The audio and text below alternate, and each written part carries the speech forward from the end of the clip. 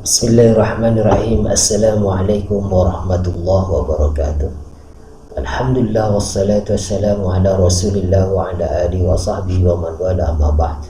Ayyuhal ikhwah sabahal khair.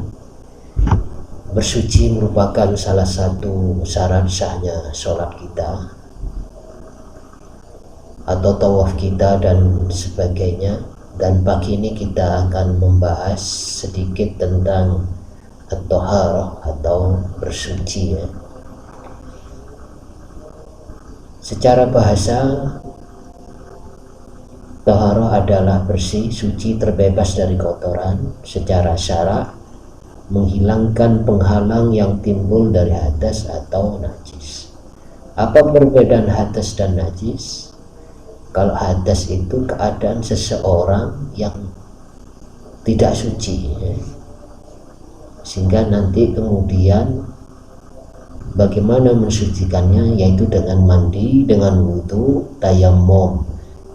Nah, sementara najis itu wujud benda kotoran yang menyebabkan seseorang tidak sah ibadahnya, misalnya sholatnya atau tawafnya, karena ada najis yang menempel di tubuhnya atau di tempat ibadahnya atau di pakaiannya. Maka cara mensucikannya ya disucikan, dicuci hingga hilang zatnya itu.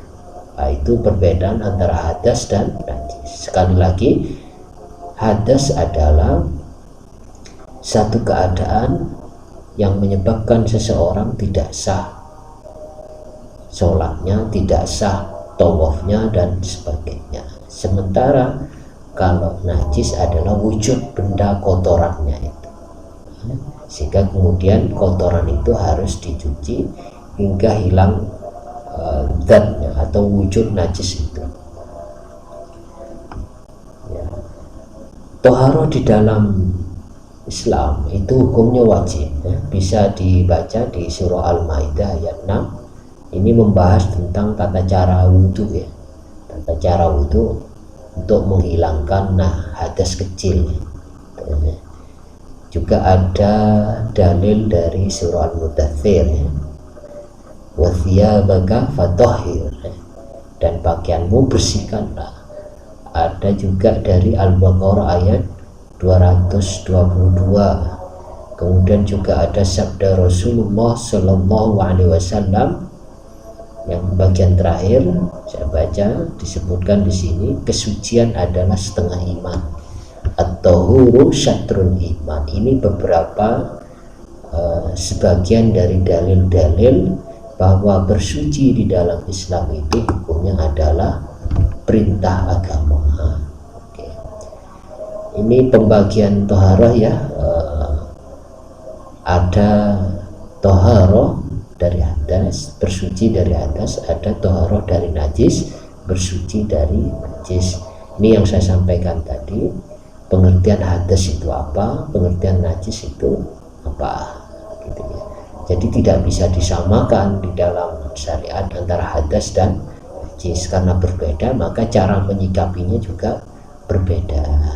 Oke, mudah-mudahan dipahami ya. Bagian hadas ada yang kecil, ada yang besar. Yang kecil itu adalah hadas yang membatalkan wudhu.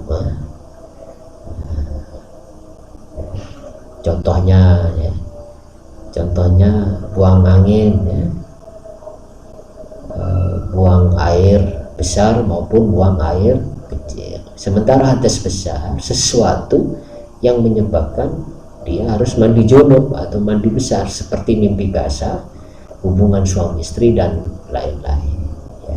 Di dalam menyucikan hadas kecil maupun hadas besar itu dengan wudhu, dengan mandi jinabah atau mandi junub, dan tayammum ya. Tayammum itu dengan debu ya, jika tidak ada air atau dia tidak bisa menggunakan air.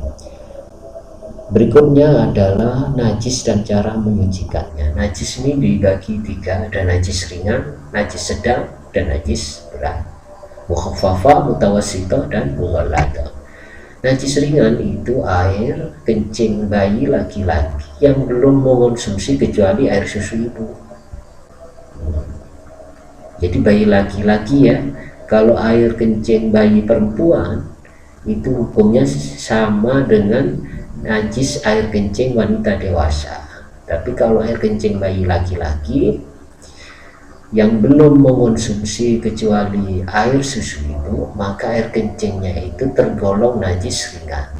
Jadi cara nyucikannya cukup dipercikkan di atas bagian tempat atau pakaian yang terkena najis muhaffafah itu. Kenapa kalau air kencing bayi perempuan dianggap seperti najis air kencing wanita dewasa atau nanti masuk tergolong ke najis sedang? Ya kita hanya sami'na wa ta'na dengan apa yang disampaikan oleh Rasulullah SAW.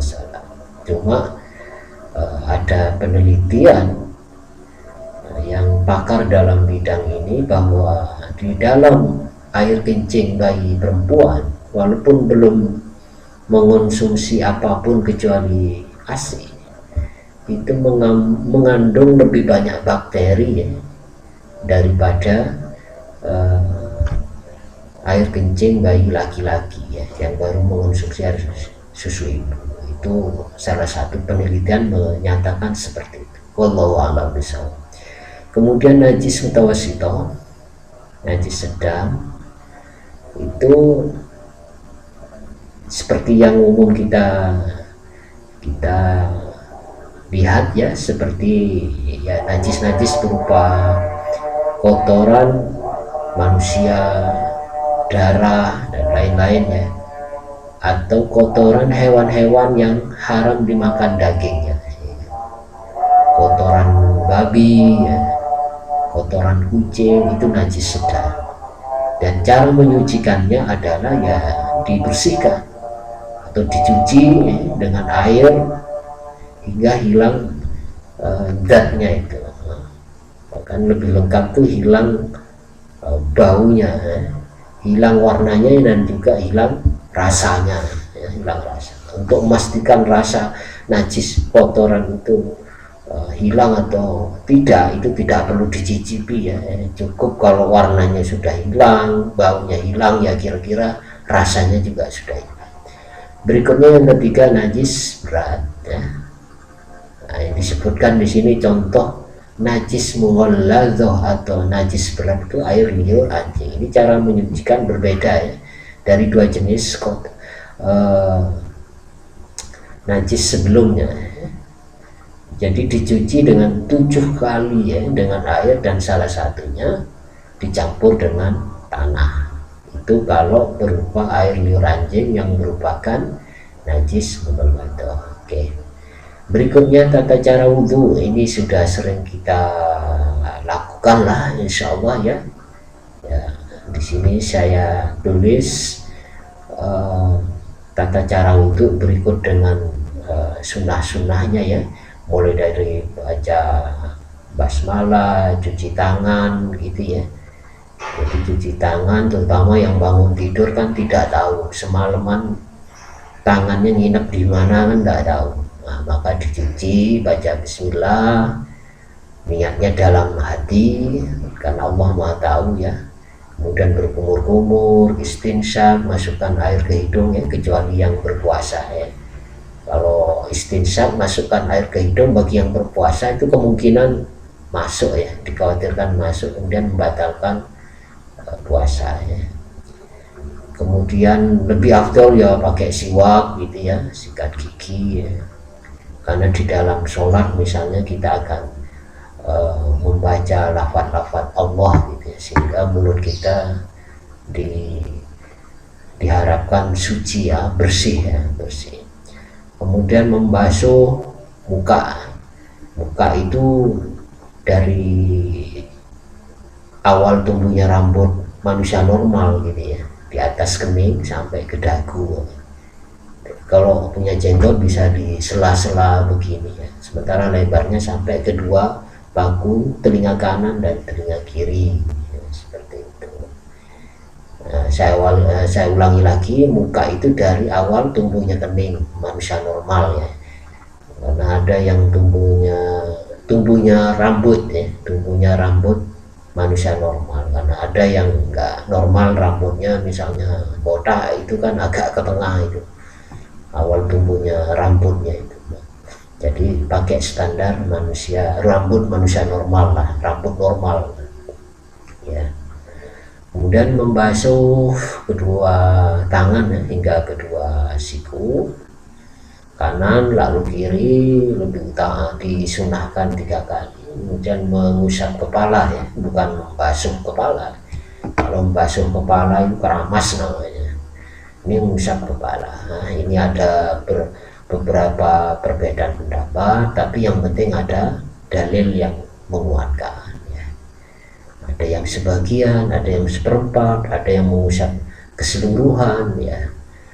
Nah, di dalam fikih itu biasa kita menjumpai khilafiyah, perbedaan pendapat, tapi selama ada dalil maka kita hendaknya toleran terhadap perbedaan-perbedaan itu. Kalau misalnya mengikut madhab Syafi'i, mengusap 3 helai rambut itu sudah sah.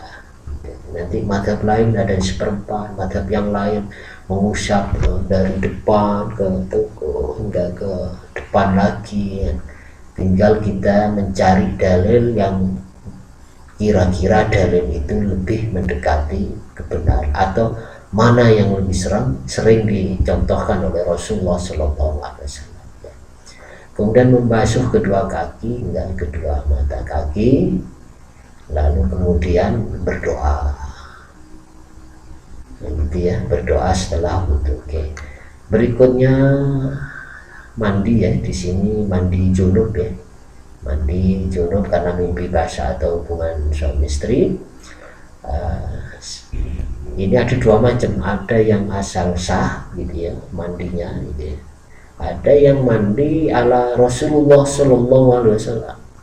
Nah, ini kira-kira berdasarkan riwayat dari Muslim ya, hadis riwayat Muslim diceritakan tentang bagaimana Rasulullah mencontohkan mandi junub. Itu membasuh kedua tangan, kemudian menuangkan tangan air ya dengan tangan kanannya pada tangan kiri, lalu mencuci kemaluannya ya, dicuci dengan tangan kiri ya, lalu berwudu sebagaimana tata cara wudu tadi ya, seperti itu. Cuman nanti nyuci kakinya terakhir ya, gitu ya, nyuci kakinya terakhir, tapi berwudu diawali dengan wudu seperti wudu mau sholat, kemudian ambil air dan memasukkan jari-jari ke pangkal rambut ya dengan rata gitu ya, lalu menyiramkan air ke kepala sekali cukup, tapi disunahkan 3 kali, lalu meratakan seluruh badan ya. Ada yang mengatakan diawali dengan organ tubuh sebelah kanan, lalu organ tubuh sebelah kiri, terakhir cuci kaki. Maka tidak perlu berwudhu lagi ketika setelah mandi itu ingin sholat. Nah, selama dalam proses mandinya itu wudhu di awalnya itu tidak basah. Nah, seperti itu. Nah, ini detailnya ya, bisa dibaca sendiri. Kemudian tayamum ya, ini kalau misalnya tidak menjumpai air atau kondisi seseorang terhalang untuk menggunakan air karena sakit, karena luka bakar dan lain-lain ya. Nah, ini syaratnya ya, tayamum itu menggunakan debu yang suci ya. Pokoknya ada unsur debu gitu ya, tidak boleh pakai bedak misalnya, tepung maizena, pokoknya harus debu ya, harus debu. Nah, di Quran disebutkan sha'idan thayyiban. Nah, sha'idan thayyiban ada yang maknanya ya batu gitu ya, permukaan kulit-kulit pohon ya, di atas batu bata, di atas paving.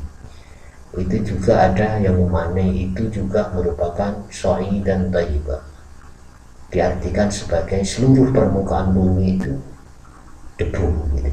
Cari yang suci. Tata caranya bisa dibaca sendiri ya, baca bismillah, meletakkan kedua tangan lalu ditiup, lalu diusap ke muka, lalu ke punggung tangan seperti selesai ya, seperti ada yang mengatakan tayamum ini hanya berlaku untuk sekali sholat fardu. Nanti kalau mau sholat fardu berikutnya tayamum lagi, tapi kemudian ba'diyahnya tidak apa-apa menggunakan satu kali tayamum. Itu ada satu pendapat, tetapi ada pendapat lain tayamum posisinya sama dengan wudhu gitu ya, artinya selama tidak batal tayamumnya maka bisa digunakan untuk melakukan sholat wajib berkali-kali. Terserah ikut yang mana, tapi pendapat yang lebih kuat satu kali tayamum berlaku untuk sekali sholat fardu, itu menurut pendapat ya, sebagian ulama. Kemudian ini mengusap sepatu atau perban, nah ini mungkin jarang kita lakukan ya. Nanti bisa dibaca sendiri, kalau tidak paham bisa ditanyakan lewat grup ya.